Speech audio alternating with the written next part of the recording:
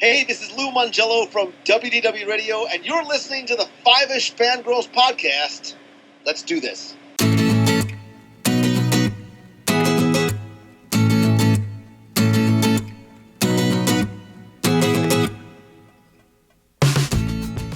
The tangents this week continue all the way to episode 371 of the Five-ish Fangirls podcast. The voices in your head. There's chaos in you. Embrace the chaos. Welcome everyone to this week's episode of the Five-ish Fangirls podcast. So glad you joined us. Let's start off like I do with virtual table and see who's joined us this week. This is Brittany in Belvedere. This is Holly from Wisconsin. And this is Rachel in Indianapolis, Indiana. Hello, everyone. Hello. Unfortunately, the small children that inhabit her home are ill, so Chrissy is stuck playing nursemaid or mom, just depending on how you want to look at it. So happy belated Mother's Day to her. Here, have some sick children. Especially considering Jared may have caught it too. So Chrissy, fingers crossed you don't wind up getting it, but sometimes I know mamas wind up getting whatever.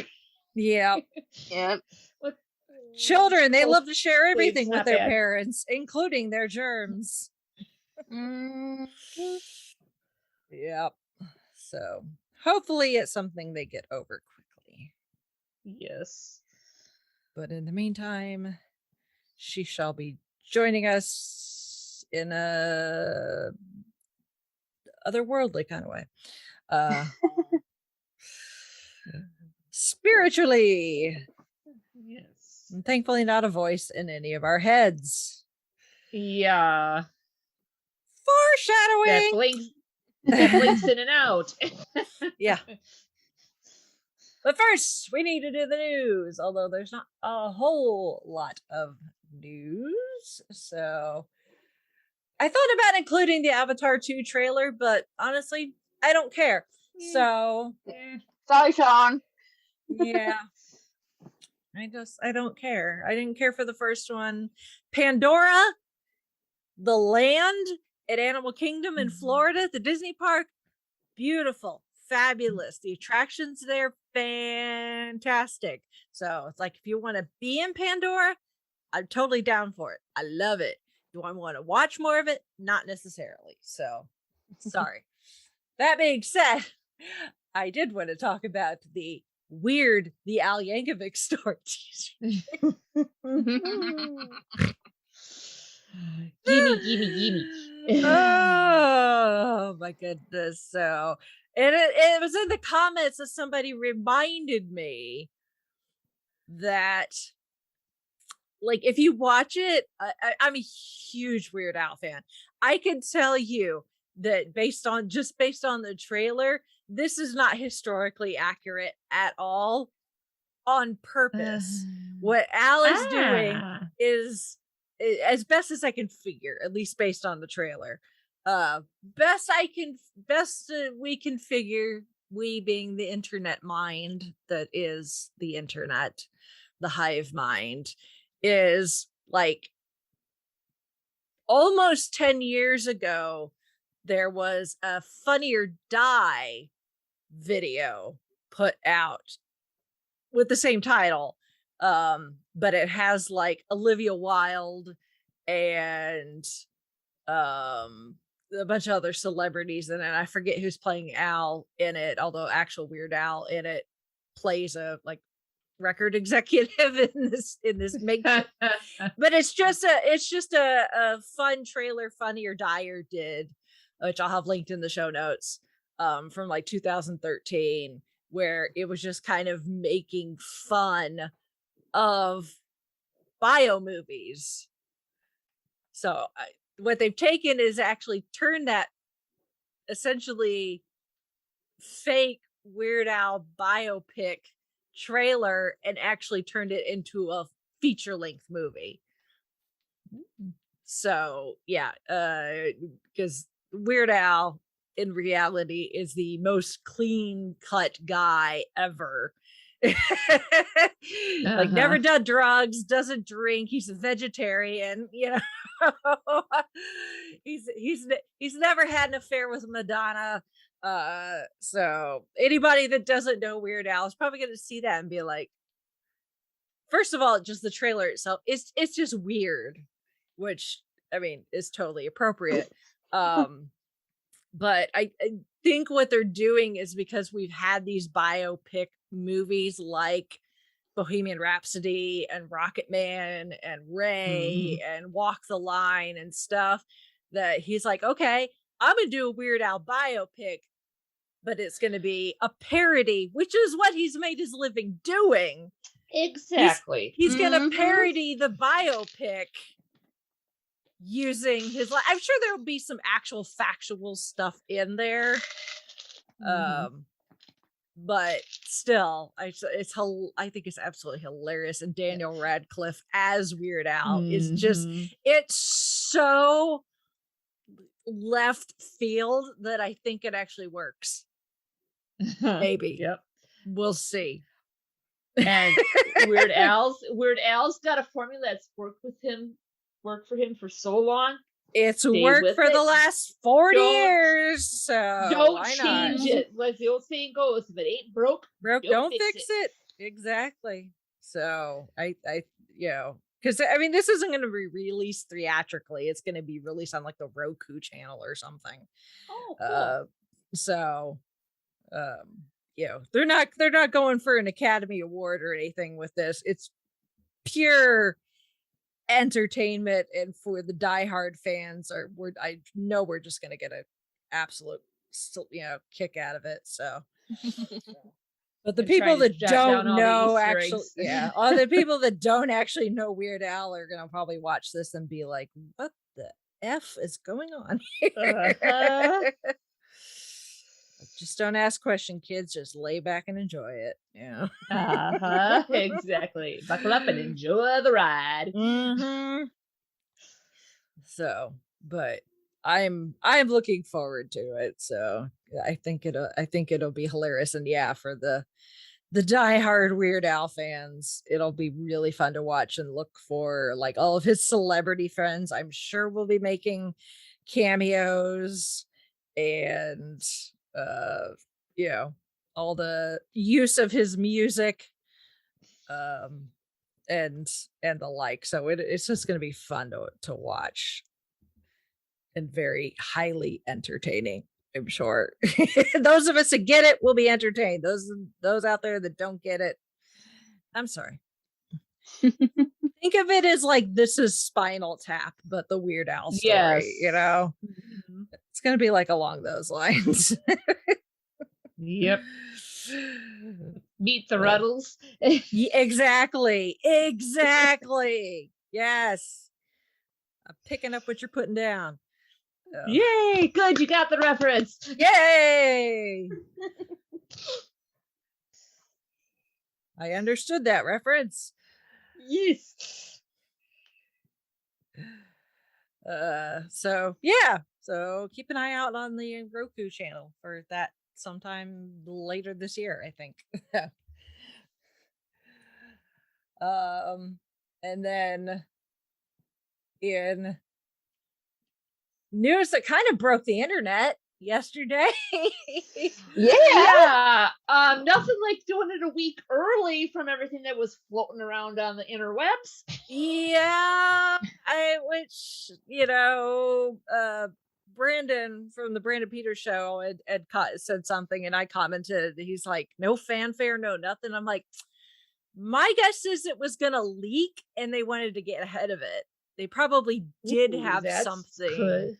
Yeah. They probably did have something more exciting for an announcement, and it was probably gonna leak. And they're like, crap, we got to get ahead of this. So this is what happens. That although. Silver lining, it just so happened that there was a red carpet yesterday in London, I think, some sort of awards TV something or other, and Russell T Davies and our new doctor were there. So Yay! so yes, we have Jodie's replacement. Our 14th doctor is going to be Suti Gatwa. So he is well, first of all, we're going back to a man. But he's young. He's 29. So that makes him second youngest to Matt. Matt Smith still holds the blue ribbon for youngest doctor. So but apparently Shruti, if you most people know him from the series Sex Education, which is on Netflix. Apparently he's quite good on that. Like all the comments I've seen, watched the majority of the first episode, slowly getting into it. Yeah, he's good. Yeah. And he is Scottish via Rwanda. So he was originally born in Rwanda, and his family led during the Rwandan genocide in the 90s when he was 2. And they settled in Scotland, and that's where he's been living ever since. So this is our 4th Scot playing the doctor. He is also technically he is the first African American to portray the main doctor. Obviously we have the renegade doctor. Yes. That she is also African American, but she is not the titular doctor of Doctor Who. Although I'm sure we'll see her again at some point. So but yeah. So welcome Shooty to the TARDIS. Yes. So I'm excited. I didn't hear about, I've never heard of him before yesterday. Yeah. But like a little bit I've seen of like the interviews and all that. Like, yeah, I can see him. Yeah, I mean, yeah, he in the short little snippet that I saw from the red carpet event yesterday with him and Russell T Davies. He seems very excited. Russell seems very excited, very enthusiastic about him. Apparently he was the last person to audition. They'd actually thought they'd had their person until he showed up to audition, and RTD was like, this is our guy. He just came in and just stole the audition from whoever that poor person was. I wonder if we're gonna ever find out. Probably has no idea that they were this close to becoming the next doctor. The next time around, baby. Sorry, whoever you are. Hopefully you're young enough that next time around you can audition again. So. And hopefully RTD's still in the driver's seat. Yeah. And Netflix, you're welcome. Yeah. Methinks they'd be getting a lot of more people going over to find out. Probably. I'm sure that the amount of people going to watch Sex Education has probably gone up exponentially. Yes. Recently, in the last 24 hours. So but yeah, it's he seems like a cool dude, and bring it on. I like looking forward to it. It'll be interesting to see, assuming they stick with the status quo, to see him wearing Jodie's clothes. Yeah. Oh yeah, it's like the first episode, the regeneration. Yes. Oh boy. Hopefully they thought that one out. Hope he likes suspenders. Well, usually if the actors are different sizes, they will custom make costume to fit but not fit, if that makes sense. Yes. So make it so that they're not trying to put him in Jodie's actual clothing, but also make it so that it's obvious that the doctor's body has changed enough that the old outfit doesn't fit. So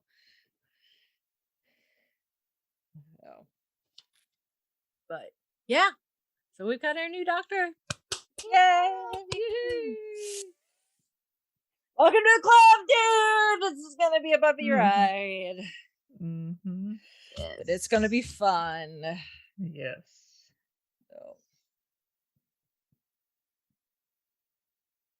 All right. Well, that's really it for the news. If you have seen the new Doctor Strange movie and therefore are not going to be spoiled, I did hop on Happiness and Darkness with Nick yesterday to talk all about Doctor Strange and the Multiverse of Madness. So that is now Nicely out in done. the feeds. Thank you. And it is definitely spoiler filled, not just for Doctor Strange, but pretty much the entire MCU. So yeah, if you haven't watched WandaVision or What If, wait until you have done so. Yep. Yeah. Don't go see Doctor Strange without, at the very least, you have to have seen WandaVision. Yes. Otherwise, you will be very confused. Yeah, Mom didn't see all of WandaVision, but at least she saw for a couple episodes, so she got the gist. Yeah, I kind of filled her in later. I'm just like, but if you want, we can go and rewatch. So she's like, what did your mom think of it for like not really being without she spoiling anything? Yeah, she enjoyed it. She Good. enjoyed it. That's good. Yep. Yeah, I've seen it twice already. So the only one that she really didn't care for that much out of all the Marvels was kind of the Eternals, which, you know, new crew. a lot of people. And it's like, I'm just like, Mom, you're not. Don't feel bad. Yeah, you're not alone. alone. That one. You're not alone. Like, there's a whole bunch of people in this movie, and I don't know who any of them are. Any of them are. I was like, it's not our main crew. It's not the crew you're used to. They are important, but yes, they are new kids in town, and that can be. It's always hard to be the new kid in town. So indeed. But we will be talking Doctor Strange probably not for several weeks, because we want to give people plenty of time to see it. Yeah, if not more than once. Yeah, I had plans on seeing it again.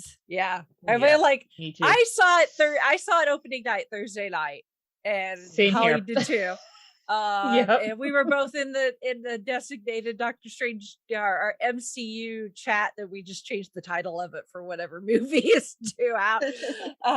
So at the moment it's labeled Doctor Strange, and Holly and I were just like, not trying to spoil anything, so we were just like blah blah blah, just like emojis of like bugging eyes and jaws on the ground, and madness. And Glenn, because all the Vortex guys are in the chat too, Glenn was like, "That's it, I'm going to see it tonight." Yeah, he was. His plan was Sunday. He was going to see it Sunday. Yes. Yeah. Meanwhile, after we posted the gifs and the bulging eyes, separate personal chat we're trying. Yes. Yeah. Like Holly and I are talking to each other. Nick and I are talking to each other in another chat. And then when Brittany saw it, Brittany's like, that one thing that I can't talk about. And I'm like, I know what you're talking about. And Brittany and I's own chat. So. Oh my goodness. So yeah, we will keep our lips sealed as best we can. Obviously, we can't control the rest of the internet. No, you have been warned. Yeah, we will do our best to keep our lips sealed until people have a chance to go see it, because like Chauncey hasn't seen it yet because he still needs to watch What If. Thankfully he's watched WandaVision. He probably would be okay without it, but I think What If is still kind of important, just the idea of the multiverse, and like what you were how saying, Marvel is treating it. So, if you would cherry pick the episodes, it's not gonna, it would give it away. Yeah. Plus, What If kind of has this big overall arc to it too, so that would that would be kind of weird. Go listen to our What If episode. Yes. So yeah, but I'm gonna be riding the Doctor Strange high for a while. So. Same. Same. I might come down by the time Thor comes out. Then we catch a whole nother train entirely. Yeah. Well, and also in the meantime, we also have Miss Marvel. So that too. So it's a good time to be a Marvel fan. Yeah. Well, that is true. That is very, very true. So all right. Well, moving on. We don't have any feedback, so we can just move on to this week's main topic, where we are going to be staying in the MCU, though. And spoiler warning. Yes. If you haven't caught Moon Knight yet, pause and come back, por favor. Yep. It's only 6 episodes. Just saying. Yep. So, but yes, we're going to be talking about Moon Knight. Season 1. Maybe the only season. Supposedly, Oscar Isaac has said that he has no plans to do season 2, but we will be seeing Moon Knight again in the movies. Oh, yay! Okay, I'll take that. I'll take that. I'll take that. Yay! Supposedly, I know we're gonna get. I know we're going to get to it, but that end credit sequence. Yep. Yep. And also, like, we'll get to it also, but even if he doesn't come back, there's definitely a possibility of the show coming back just with a different main character. That is true too. Yep. Yep. That is true. So yeah, so this is your spoiler warning for Moon Knight. Yes. Going forward. So okay, so how much did you guys know about Moon Knight going into this? Zero. I just knew it was like ancient Egyptian themed. Other than that, nothing. Okay, well that's something. It's a little bit, but it's something. Yeah. I mean, for coming off knowing nothing, I absolutely thoroughly enjoyed it. Same. Yeah. I mean, this is definitely a turn from the MCU. We're definitely getting more into this otherworldly kind of mindset with the theming and stuff. Like, before, when the MCU started, it was Earth's mightiest heroes. The most fantastical thing we had was Thor and Loki. And the Battle of New York and Chitauri, and it's like, there's other stuff out there, space creatures, but now it is evolved into, we've got magic, we've got deep space, we've got gods, like the Eternals. We are getting We got power-hungry collectors of objects of power. Yeah, I mean, we've just got multiple universes. yeah, so we got the multiverse. So it's just, to do Moon Knight where you are dealing with god tier power, because as far as the MCU is concerned, obviously with Thor, we know that the Norse gods exist. So why not gods of other cultures like the Egyptian gods? But I mean, even these guys, granted, we only see two of them go at it, which is probably a good thing. Right? But considering there's like a half a dozen, thereabouts, the fact that we only saw Khonshu and Amit go at it, can you imagine what it'd be like if more of them had gotten involved? These guys are powerful, and therefore extremely dangerous, because unlike someone like Thor, who has a conscience and likes humanity and people, at least Khonshu and Amit don't. They're both judges. Their sole reason for existing is to judge humanity's soul. But in Amit's case, she'll judge you before you've even done anything. Before you decide to steal that thing of Tic Tacs or rob a bank or I don't know, some other bad thing. If she thinks that you're going to be essentially a bad apple in the bunch, even before you've done anything, she'll kill you and send your soul off to the afterlife. Khonshu will kill you after you've done the bad. So you're gonna die either way. It's just a matter of before or after you've done the bad thing. That's in your future. So it's like that whole psychological question to the extreme of like, what would you do when you if you confronted like a young Adolf Hitler? Yeah, knowing the atrocities that he's gonna do when he's because it's like, just because someone has the potential for bad doesn't mean that they're actually gonna do it. Exactly. So yeah, that's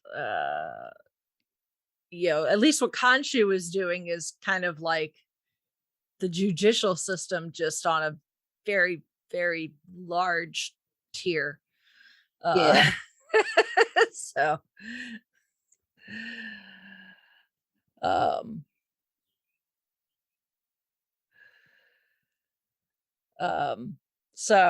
but yeah, like you were saying, Brittany, yes, it is very steeped in Egypt and Egyptian mythology, both historical Egypt and modern Egypt. And thankfully Marvel and the folks in charge were cognizant enough that if they were going to do something that has such a strong cultural history and unfortunately has been warped by American media. I'm looking at you, crazy Elizabeth Taylor, Cleopatra type movies. Ben-Hur, take your pick. Hollywood has not necessarily been very kind to Egypt in that part of the world. So there are a lot of people with Egyptian roots involved in the show, including the director, Mohammed Diab. He wanted to make sure that it was authentic as possible. because he was aware of the way that Hollywood has depicted Egypt and Egyptians in the past. So you know, the gal that plays Layla is Egyptian Palestinian. You know, the director's wife is also of Egyptian descent. The composer is Egyptian, which the music in this is so cool. It is. I love it. I got the soundtrack like the night after I watched the 6th episode. Like, Yeah. I'm downloading this. Mm-hmm. I've got an MCU playlist that's like music from all the movies and the TV shows, and I was like, I'm gonna get the Yes. Moon Knight theme. Thank you. That is such a good It's thing. so nice to just Yeah, pull that playlist up and hit shuffle and jump around. yeah, Right? yeah. So you know, I am going to assume that what we're seeing as far as modern day Egypt is really authentic, especially considering they did actually film in that part of the world, at least a little bit. Obviously they couldn't do it for the entire thing, but they did film in Budapest and Jordan, and places like that. So so that's cool. It's I mean, it's the visuals in this, like, I could just watch it with the sound off and just be mesmerized by the visuals. Yeah. Mhm. It is so beautiful, Yes. and the special effects are done so well. Like with Khonshu, Yeah. like you know, essentially sifting through time by turning Mhm. the skies. Like, I oh my love god, it's that so cool looking. Uh-huh. Yes. Ugh, so good. Oh, yeah, I just it's so good. And then just to throw the acting on top of it is Mhm. just the all the pieces for this fell together really really well. I think the casting is great. Oscar Isaac, God love him. Yeah, that he gonna get that mouse paycheck. Right? Star Wars wasn't enough. Here you're gonna come get it from the the Marvel branch of the House of Mouse. You can be rolling in that And Star question Wars to Marvel Marvel, money for a while. Although please, can we keep him longer? technically, he already is part of Marvel because he does one of the voices in Into the Spider-Verse. That's He right. does. So off the top of my head, I can't remember which one. I'll see from asking. Yeah.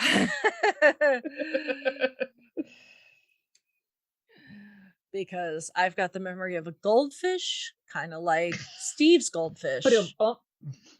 Yeah.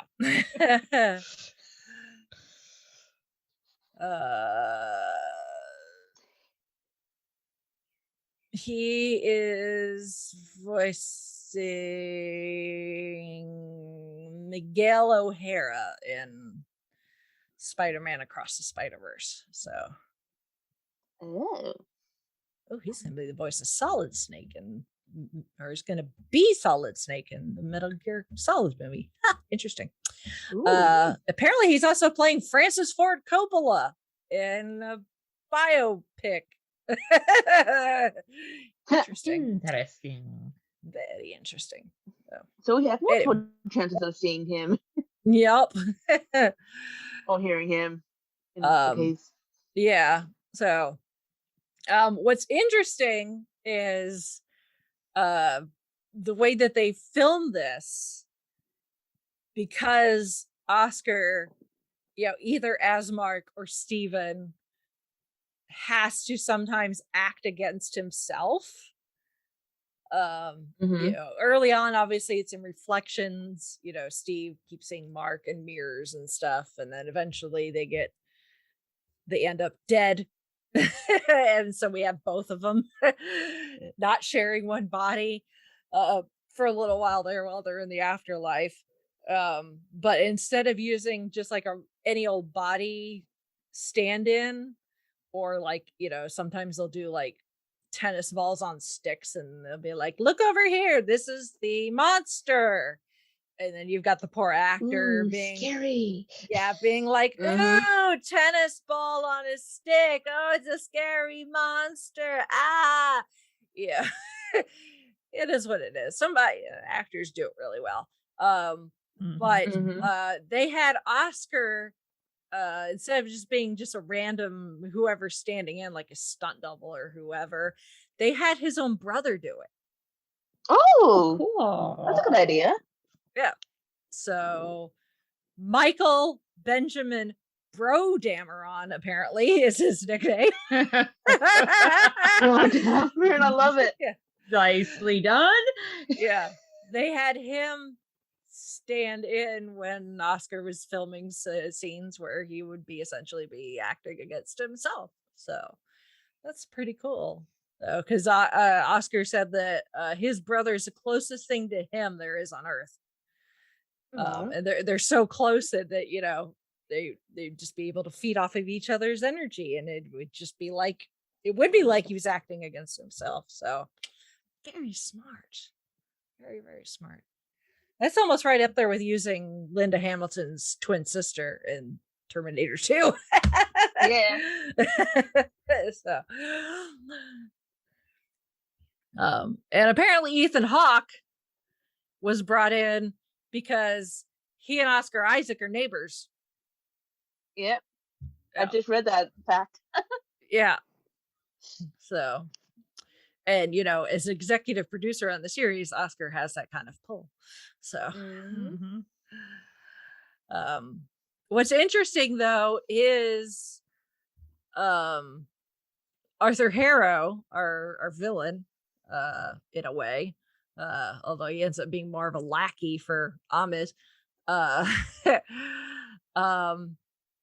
is a deep cut from the comics. He only appears in just one issue of the Moon Knight comics, all the way back in 1985.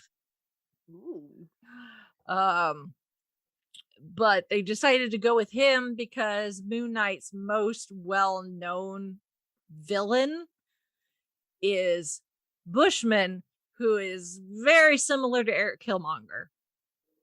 So they didn't want to feel like they were repeating Black Panther. So they decided to pluck really Harrow out of practically obscurity and turn him into a full-on proper character. So which, you know, I have, like a lot of people, not to play into the stereotype, there's a stereotype that women are really, you know, there's a certain population of the female population, at least here in the United States, that really like true crime. And, like, there's a lot of true crime podcasts out there that they're hosted by women or they're listened to a lot by women. I'm not so much into true crime per se. I'm really fascinated with cults. Right, and so having a character like Arthur Harrow, having someone like Arthur Harrow, I'm like, oh yeah, you're tickling that part of my brain that really likes cults and is fascinated with cult mentality and cult leaders and stuff.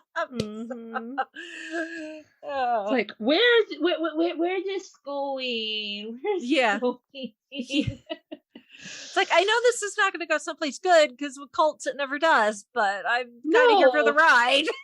So it's like, okay, what kind of mass destruction are we talking about here? Yeah. What are the disciples going to be doing? Yeah. Exactly.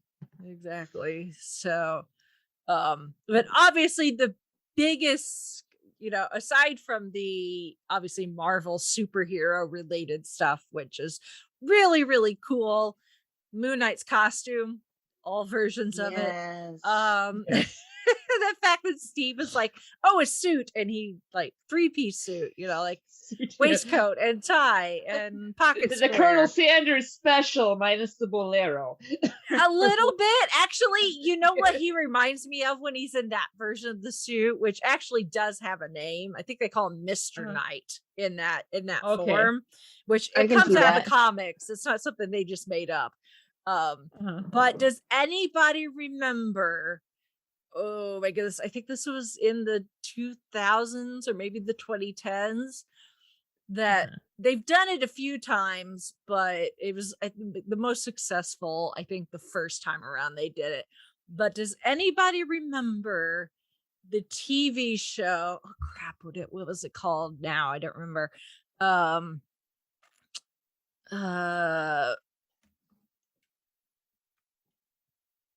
Oh crap, now what's it called? There's a TV series where there was a masked magician, a professional magician that would show people how the most common and popular magic tricks are saying. And he had that black mask over his face to hide his identity. He looks like the black version of Mr. Knight. Yes. It looks exactly the same. Now that you mention it, yes. I can see it was like, okay, so you're in Steve's version of the Moon Knight form now. Are you gonna kick some butt? Or are you gonna pull a rabbit out of a hat? It's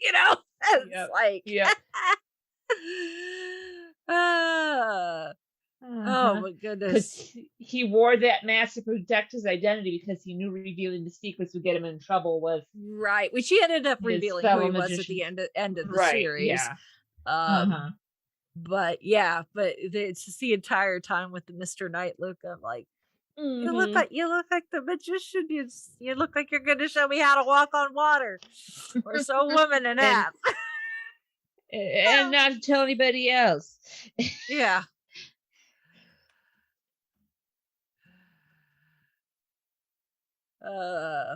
Breaking the Magician's Code. That's what it was called. Breaking the Magician's Code, Magic's Biggest Secrets. It's from 1997. I remember watching it. But Val Valentino was the first magician to do it. But yeah, if you look him up, look that up. Obviously they've got some like stuff on the face, but his overall look, because he's wearing like all black, it's a suit, he's got gloves, his face is entirely covered. If he is the yang to Mr. Knight's yang as far as colorway is concerned. So, I can see it. Yes. But anyway, small tangent there. Anyway, so besides the superhero stuff, which we could get into if we really want to, but obviously the thing that makes Moon Knight and poor Steve and Mark Spector really unique to comics and especially Marvel is that he is a hero. I think he's more of an anti-hero. He's more in the line with Deadpool, I think. Where, he can do good, but he's very brutal about it. He's not afraid to kill people, even to do the right thing. Which, Mark Spector was a mercenary, and actually so was Wade Wilson before he became Deadpool. He was essentially a mercenary for hire. So they're kind of cut in the same cloth. But we've got a character who actually has a properly diagnosed, not just something they made up, but something you actually can look up. And people actually do suffer from in real life. He actually has a diagnosable labeled psychological disorder. In this case, he's got Mhm. DID, which is dissociative identity disorder, which is the proper terminology for what we called for the longest time multiple personality disorder. Mhm. So DID, I'm not a psychologist. I don't pretend to be one. I find psychology and all those things very fascinating. It's a rabbit hole that Same I'm here. sure I could go down Mhm. if I really Oh, wanted yes. to.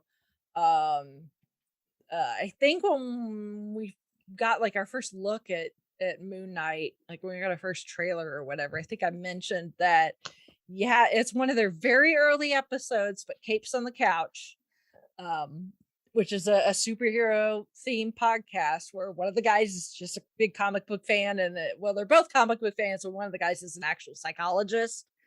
The other guy's just a fan. They just happen to be friends. One of their early episodes, within like their first probably 5 or 10 episodes from when they first started their show, they did Moon Knight. So I already knew a little bit more about Moon Knight going into this because I'd listened to that episode. So if you want to hear about DID and Moon Knight in the comics, because obviously this is from several years ago, from an actual person with actual training, you can go and listen to that. But Brittany shared in our chat an article that I will make sure to post in the show notes, and where an actual psychologist rates how well DID was portrayed in Moon Knight, and actually it's really pretty accurate. Mm-hmm. Obviously having the magical superpowers in the suit that allows you to come back from the dead notwithstanding, Mhm. but the thing is Mark Spector's had DID years before he became Khonshu's avatar. So Yeah. Oh, yeah. the two are not necessarily connected. It just makes things a little more complicated. Mhm. But yeah, and even Oscar Isaac said that his uncle, who I'm assuming suffers from DID or something similar, actually cried when watching it, because he was like, this is this is what it's like.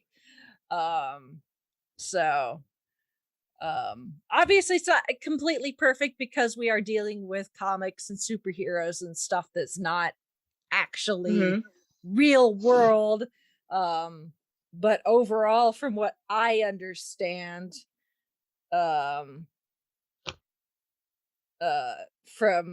the few podcasts that I've listened to and stuff that I watched regarding different dissociative disorders, What I can vaguely remember from high school psychology. yeah, because I've gone down kind of that psychology rabbit hole with some other things that are happening in my real life, not necessarily with me, but people in my family with other disorders that are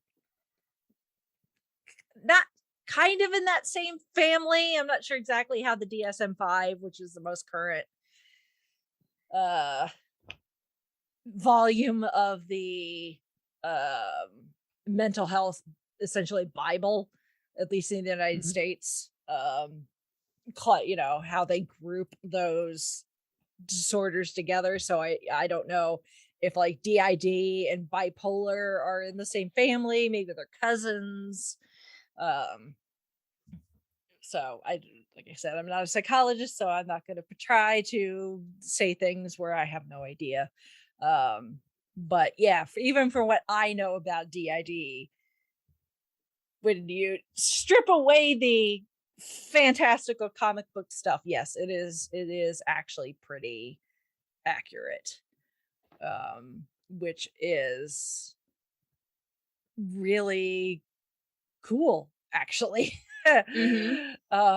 Yeah, the fact that they were they're taking something that's already very serious, DID, which has not been portrayed well in Hollywood at all.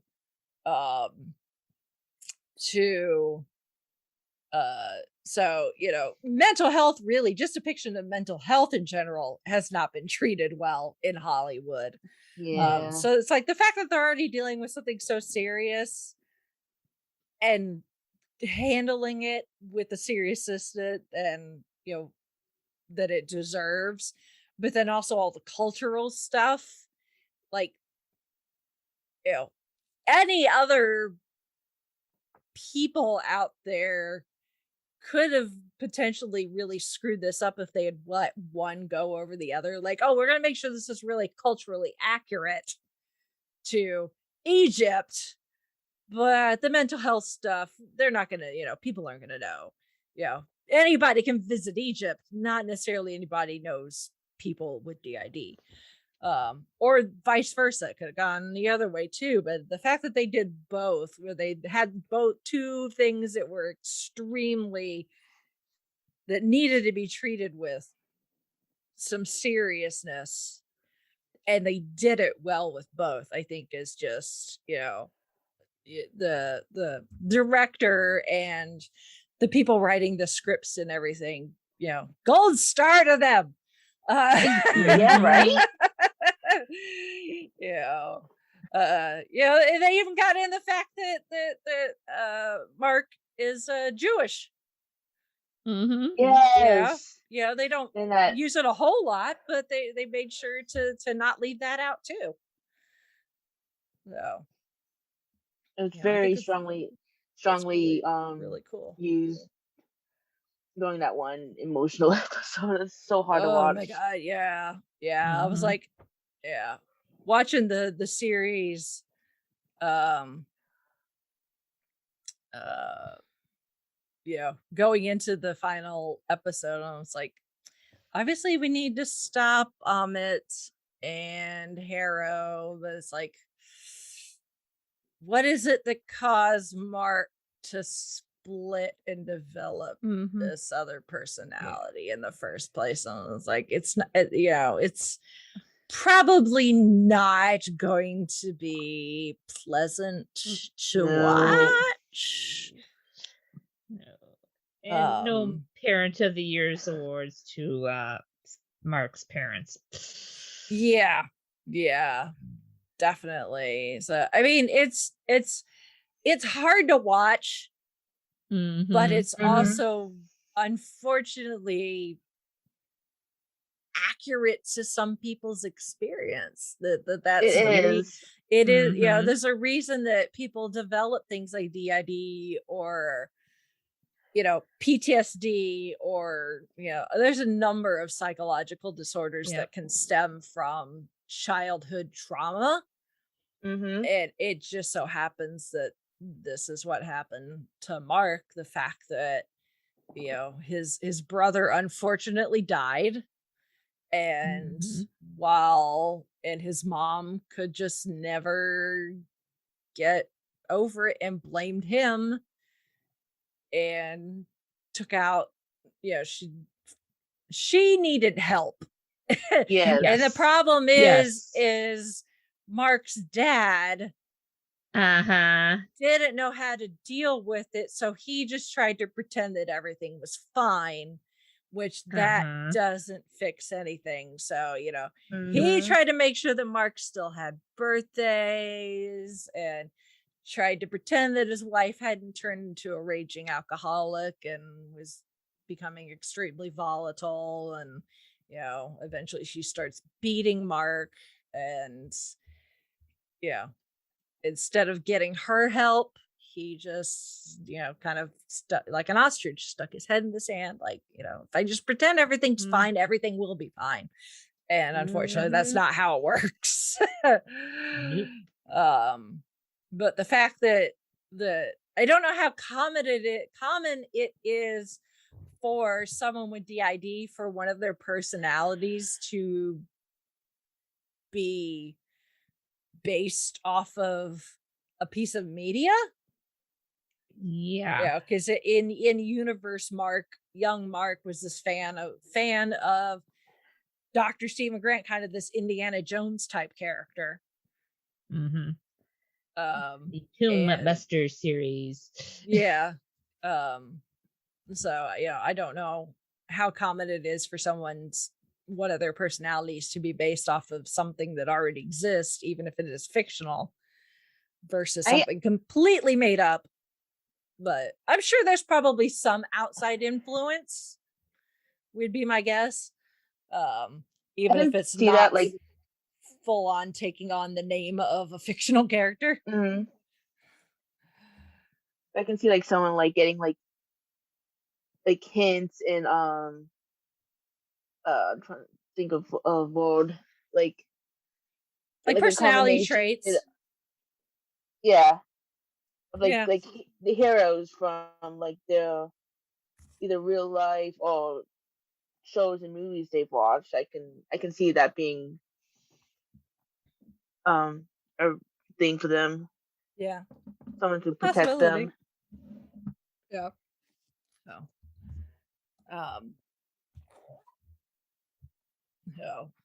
it's like I said, it's not easy to watch, but yeah, I think it was done really well.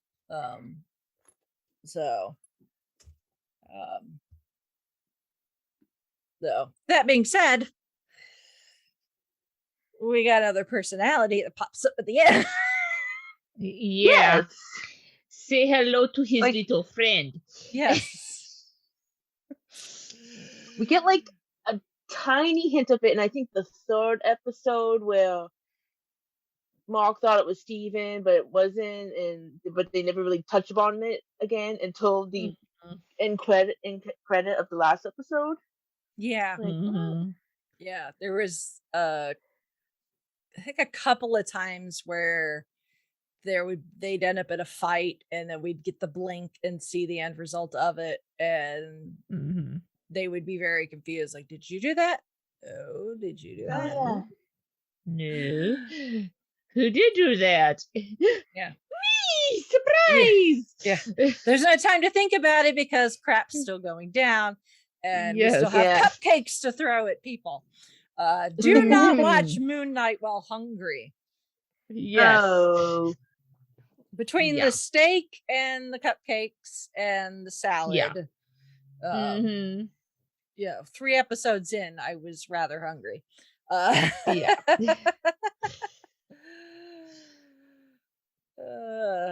So but at least Mark and Steve have come to an understanding with each other, so now without some help, thanks to their wife, Mark's wife, legally Mark's wife, Layla, who as far as we know has not resigned her temporary avatarness. Right. Yes. Oh, we don't know actually where Layla is by the end of it. She just kind of disappears. So, but she is her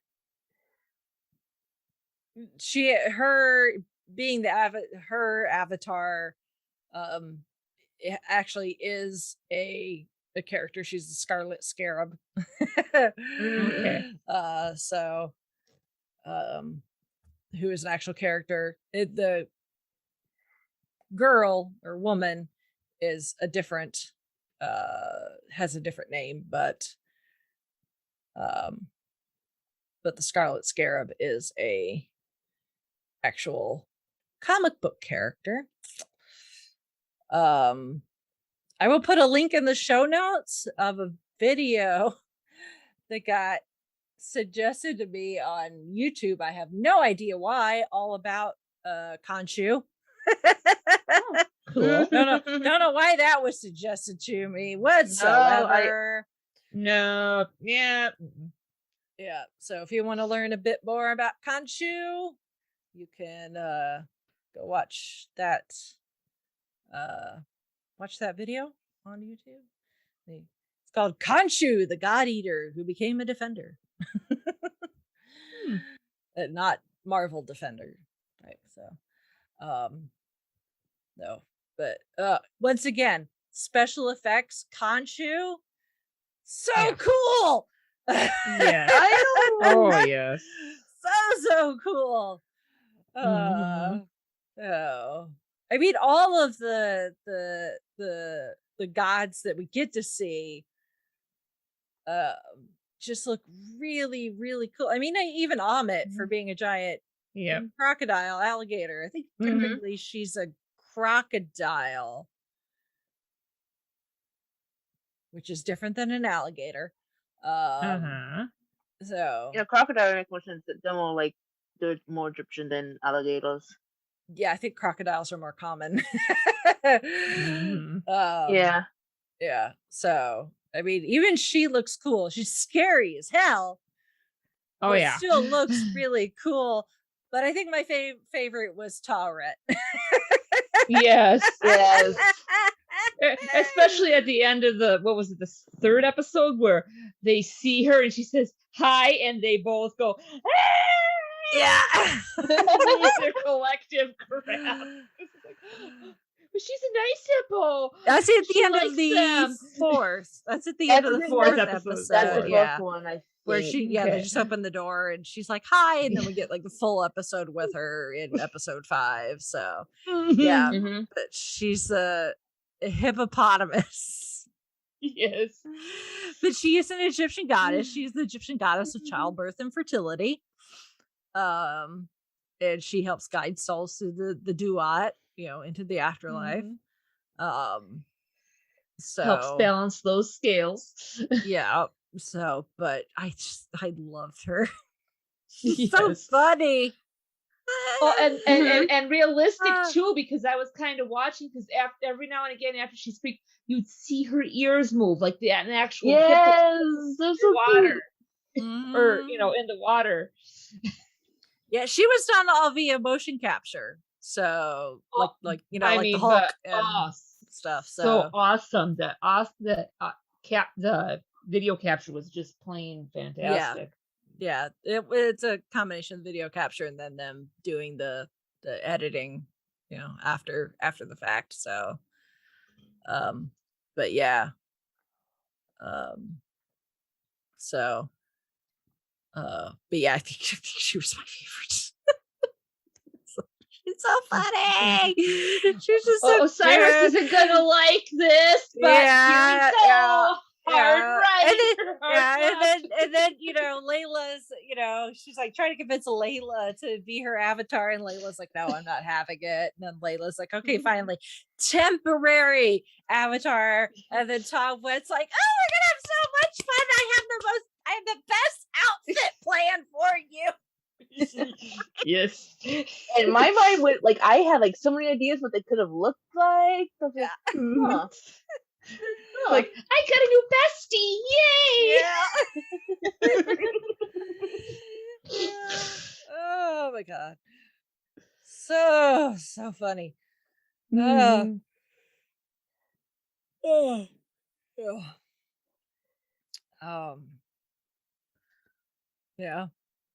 No. But so do you think that Harrow is dead? No. I don't think so. You think? He's well.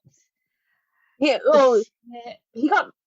Because the hospital he was in, was a legit hospital, unlike the psychological hospital that Mark and Steven were stuck in.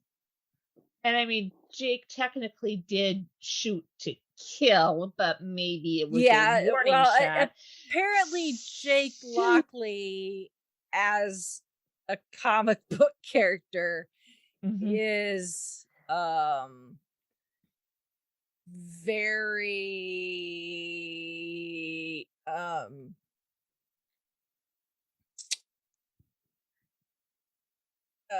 what's the word I'm looking for? Very accurate. Well, maybe although that one of the videos I watched described him as stabby. So, which of course, me and my D&D character, I'm like, yes, stabs, warm, yeah, stabby, we like stabby things. Yes, Lydia goes here. Yeah, somewhere in my brain, Betty is going, ooh, stabby.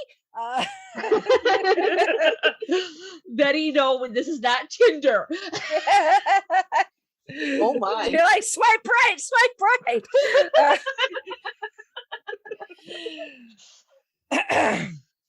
Your Marvel D&D campaign has been brought to you by the letter S for stab. Yes. Well, I mean, who knows if that triumvirate of avatars, Jake kills him and then they decide, okay, yeah, he killed you. We're bringing you back because you still need to be punished. We haven't punished you yet. That is true. That is very, very true. So, but from what I understand is because they bound Amit to Harrow, that right now Dead is dead. Right, yeah. While he's alive, she is bound to him and therefore has no power. It's kind of like being stuck in stone, but in this case, stuck to a body. So she has no power. But once Harrow dies, her soul, I guess if these gods have them, whatever the god, Egyptian god equivalent of a soul is, her soul, we'll just use that for now. Her soul will go to the afterlife of the gods.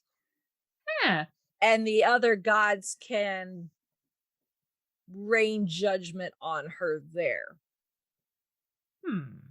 And punish her properly. But she can't do that while Harrow is still alive. This reminds me vaguely of like the second Mummy with the Scorpion King. Yeah, a little bit. Yeah.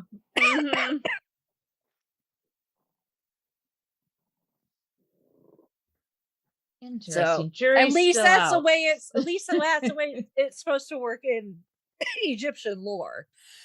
Right. Excuse me. I got a frog in my throat, apparently.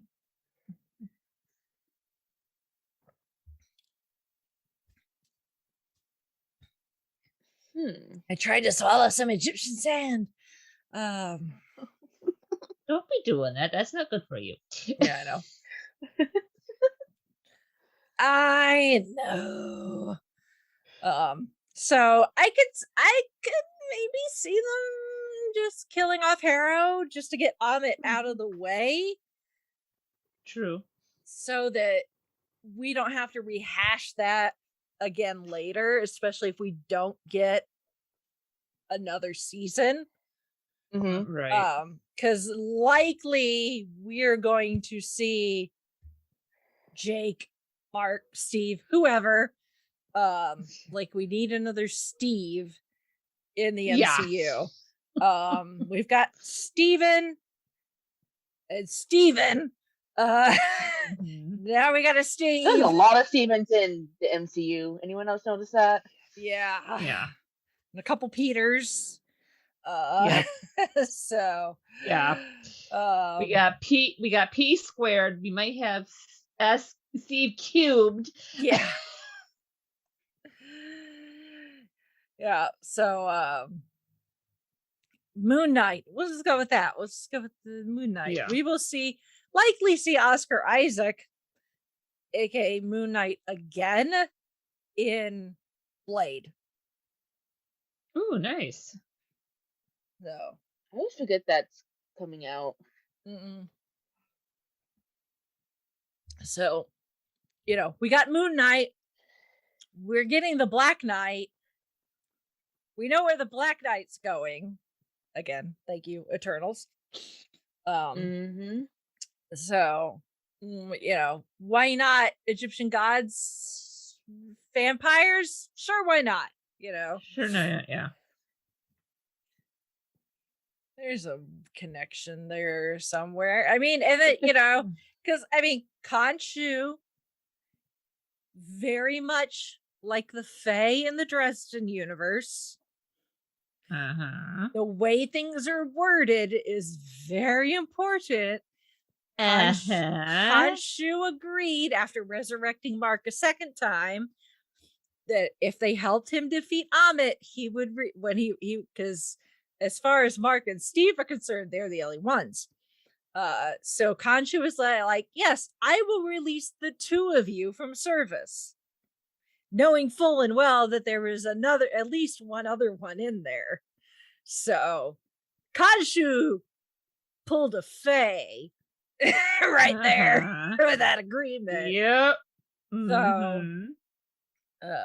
So Mark and Steve are not off the hook yet, even though they have come to an agreement on how to sort of live with each other. They still need to work on those sleeping arrangements.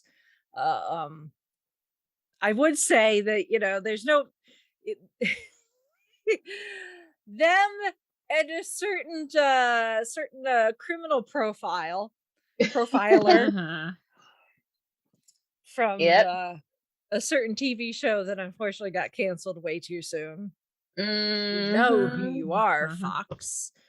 Fox canceling too soon? No. Yeah, no. Never. Yeah, they could trade tips and tricks on how to keep yourself in bed when your subconscious really just wants you to die.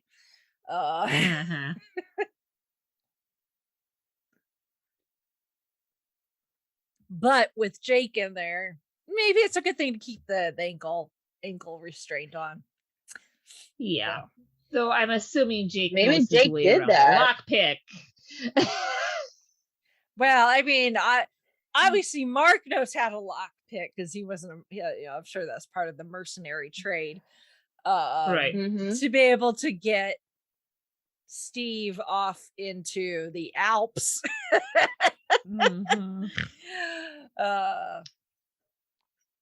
So needs do what needs must, or something like that. English, like that, yeah. So and yes, Steve's English accent is not accurate by any means. Oscar did that on purpose. He purposely pulled essentially a Dick Van Dyke, but this time fully aware of that the accent is not very good, because he just kind of wanted to show that Steve is not real. And therefore the accent is made up too. So I would like to I also think maybe like in a way to make this in universe, like it's a character from a movie. Maybe the actor who played that character wasn't actually British and had a fake British accent. That is true. That is very, very true. So I mean, I'm sure there's probably someone in England somewhere where their accent kind of sounds like that. Yeah, maybe. Somewhere. But yeah. But I know a lot of people are like, oh, that accent is so terrible. And I'm like, yeah, that's kind of the point, actually. Yeah. So let's see here. Well, I don't know if that's his proper accent, but the guy that plays Dr. Grant in the VHS tape is from England. Oh, But then that that- doesn't necessarily mean that the accent that he uses in that is his actual accent. That's true. Because, like, he could have been pulling like a David Tennant, There's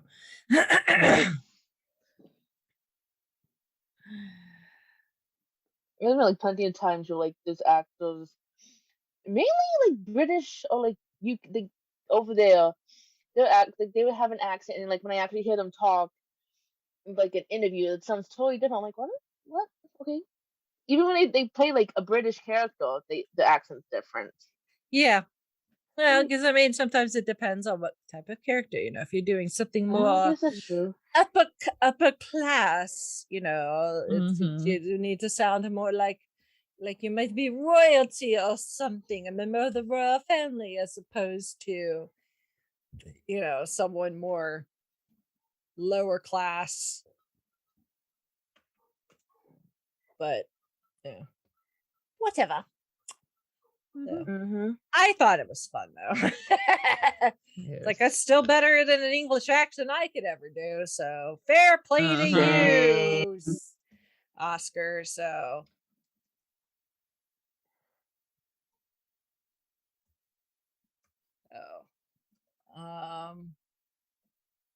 anything else? It's a tiny minor thing, and it's just me comparing characters like I like to do. But like when we first met Steven, when he was like doing that tour at the museum, he reminded me so much of Night at the Museum. Dan, because they didn't really yes, work at the museum. Yes, and they both got in trouble for doing it. Yes. I guess technically Steven did work at the museum, but at the gift shop. Yeah.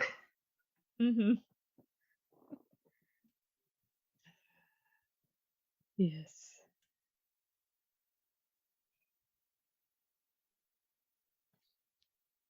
Yeah.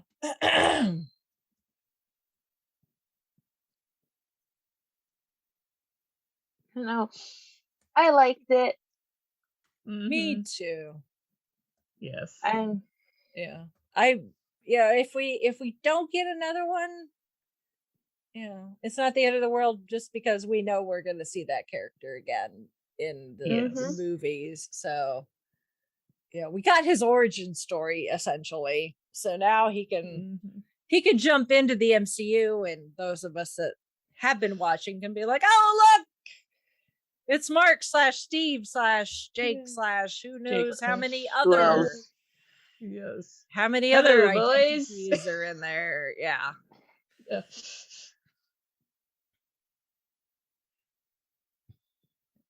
So but we yeah, get it's done really a show just about Scarlet Scarab, I wouldn't complain. So I would like to see more of her. That is true. They could easily bring back Layla and do that too. So yes, because she's pretty badass. Yes. And before she became an avatar. Yeah. This is the avatar I want. Sorry, James Cameron.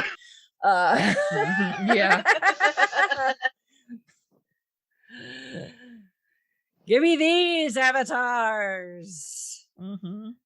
This is the avatar I'm looking for, not these blue skinned lovelies. Right? Yeah.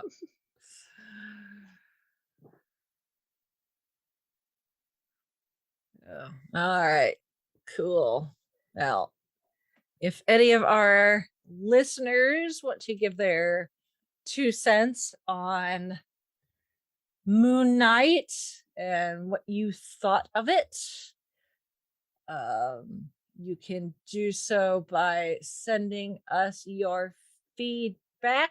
You do that via email, which is 5ishfangirls@gmail.com, or you can go to our website, which is the5ishfangirls.com, where you can connect with all of our other social media accounts, where you can always send us messages that way, feel free to comment on YouTube or Instagram or Twitter or Facebook, whatever.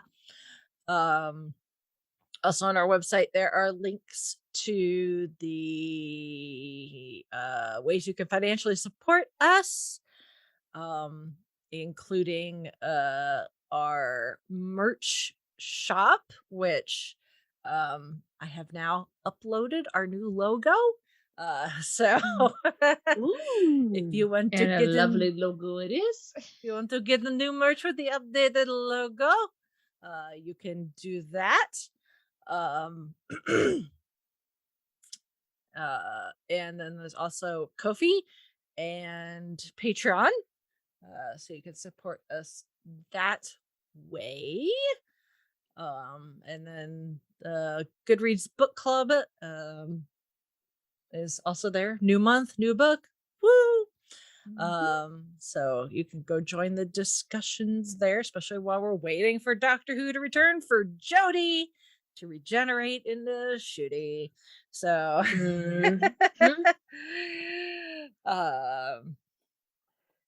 like how we're going from names that are like sound kind of the same and about the same length too. So like Jodie, Shooty.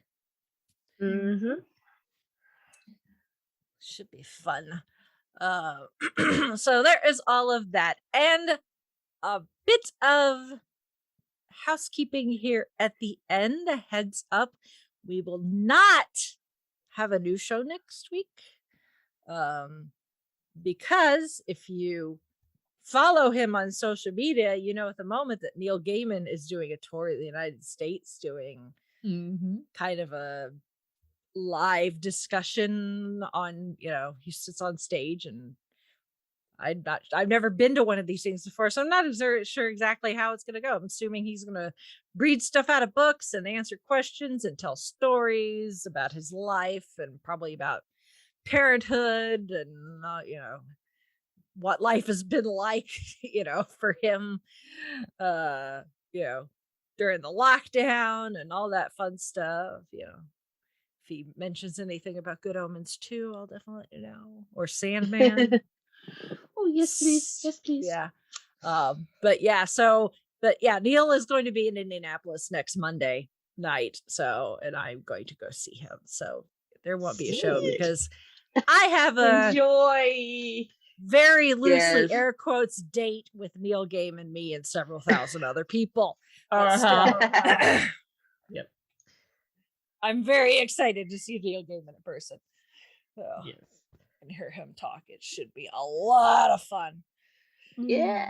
So, but then we will be back to our usual shenanigans a week after. So, take the week to get caught up on all the things. Yep.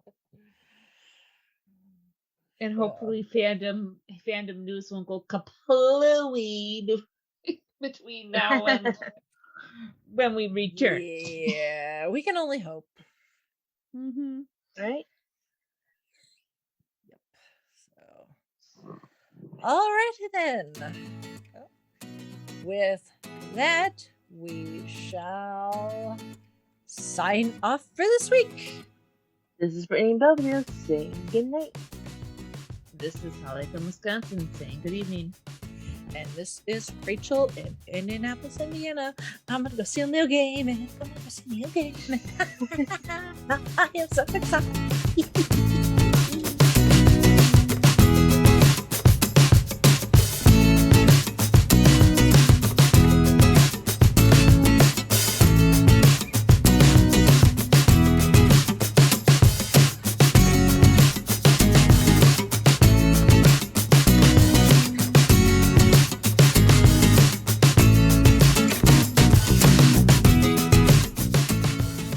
Listening to the Five-ish Fangirls podcast. You can find more episodes and information at thefivishfangirls.com. Any and all books, movies, games, and any other forms of media mentioned are owned and operated by the respective copyright holders. No copyright infringement is intended or implied. If you wish to support the show, the easiest way is to leave us a rating and review. More ratings and reviews will make it easier for others to find the show. If you wish to support us monetarily, you can do so at patreon.com/5ishfangirlspodcast. All money goes towards fees and equipment to keep the show going. For official 5ish Fangirls merchandise, visit redbubble.com/people/5ishfangirls. We love hearing from our listeners and encourage feedback. You can email us at 5ishfangirls@gmail.com. You can also like and follow us on Facebook at facebook.com/5ishfangirls. Thank you so much for listening, and may the squee be with you.